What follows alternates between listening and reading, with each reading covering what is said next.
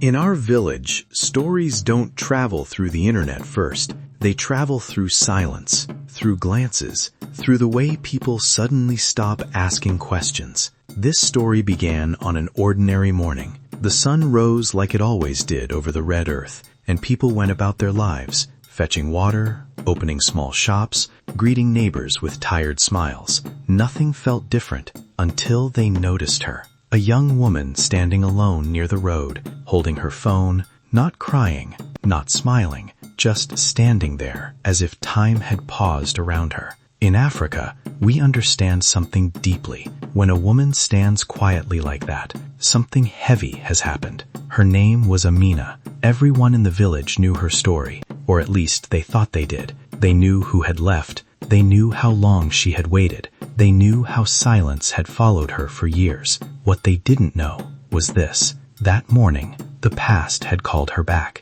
not to apologize loudly, not to return proudly, but softly, carefully, as if it was afraid of the woman she had become. As Amina looked at the phone in her hand, memories rushed in, memories of promises made under the same sky, dreams spoken near the same road, and a love that once felt unbreakable. In Africa, love is not just between two people. It is watched, it is remembered, it is judged by time. And when love breaks, it breaks publicly, even if the pain is carried alone. Amina didn't know yet what the voice on the other side would say, but deep in her heart, she felt something shift, because some calls don't come to bring love back. They come to test whether you finally learned your worth. And as the village continued to wake up around her, Amina stood at the edge of a story that would soon remind everyone listening. Healing doesn't always look loud. Sometimes it looks like silence.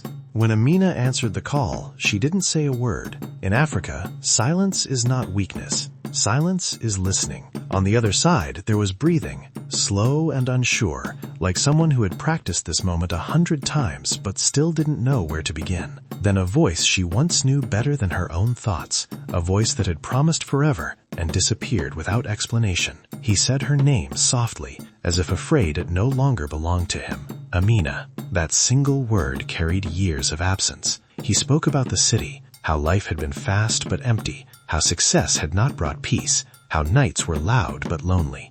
He spoke as if distance had been a mistake he could explain away. But in Africa, we believe something simple. A person who truly loves does not vanish. They stay, they struggle, they choose you, even when life is hard. Amina listened without interrupting. She remembered the girl she used to be, the one who waited by this same road, counting days, believing patience could replace commitment. But that girl was gone. The woman holding the phone now had learned to live without answers. She had learned to build strength from silence. As he talked, Amina realized the truth. This call was not about love. It was about regret. And regret, no matter how sincere, does not undo the past. Some lessons in Africa are learned too late, only after the village has watched, only after time has passed judgment. And as the voice continued, Amina felt no anger, only clarity. Because when the past finally speaks, it often reveals just how far you have already moved on. Amina waited until he finished speaking. Then she took a deep breath. In Africa, we are taught to respect people, but we are also taught to respect ourselves. She didn't raise her voice. She didn't accuse him. She didn't remind him of the nights she cried or the days she waited. She simply spoke the truth. "I'm at peace now," she said. Not to hurt him, not to punish him, but because peace is something you don't explain, you protect it. There was a long silence on the other side, the kind of silence that comes when someone realizes they are too late. Amina looked around her village. The same homes, the same road, the same sky that had watched her suffer quietly for years. Nothing had changed, except her. She ended the call gently and lowered the phone. And for the first time, she didn't look down the road hoping to see someone returning. She turned away. That evening, people noticed something. They saw Amina walking through the village with calm steps, not proud, not broken, free. In Africa, stories don't end with weddings or reunions. Some end with lessons. And the lesson the village learned that day was simple. A woman who heals becomes stronger than the love that once broke her.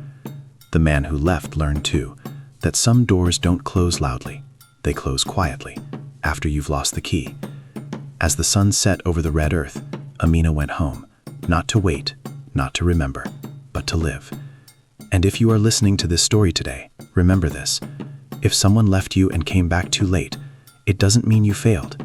It means you grew. Subscribe for more African stories of love, loss, and the lessons life teaches us all.